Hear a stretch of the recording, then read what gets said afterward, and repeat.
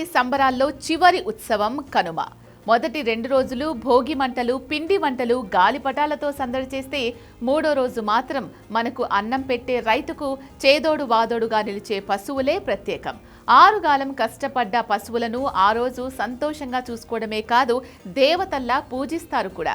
అందుకే కనుమ రోజు కాకి కూడా కదలదు అంటారు పెద్దలు.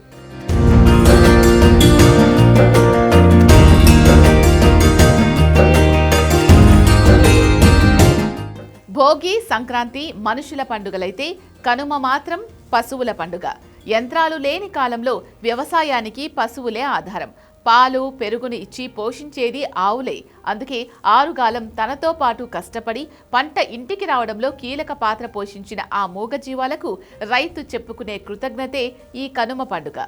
ఈ రోజు పశువులను శుభ్రంగా కడిగి కొమ్ములకు రంగులు వేసి పూలదండలు, గజ్జలతో అలంకరిస్తారు. వాటికి ఇష్టమైన ఆహారాన్ని తినిపించి హారతి ఇచ్చి పూజిస్తారు.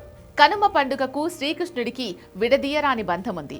ద్వాపర యుగంలో ప్రజలంతా ఇంద్రుడిని పూజిస్తుంటే శ్రీకృష్ణుడు దానిని వారించాడని పురాణాలు చెబుతున్నాయి.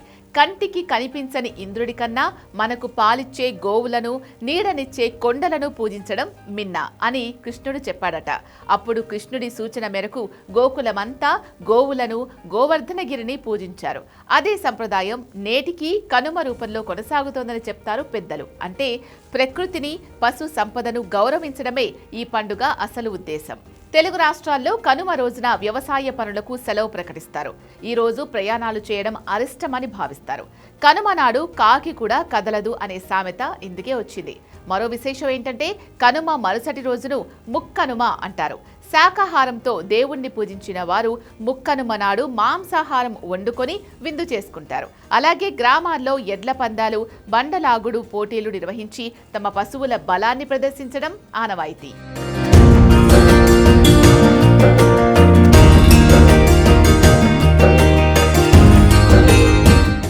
భారతదేశంలోని ఇతర రాష్ట్రాల్లో కూడా పశువులను పూజించే సంప్రదాయం ఉంది. తమిళనాడులో కనుమ రోజు మాట్టు పొంగల్ జరుపుకుంటారు. మాట్టు అంటే ఎద్దు లేదా ఆవు అని అర్థం.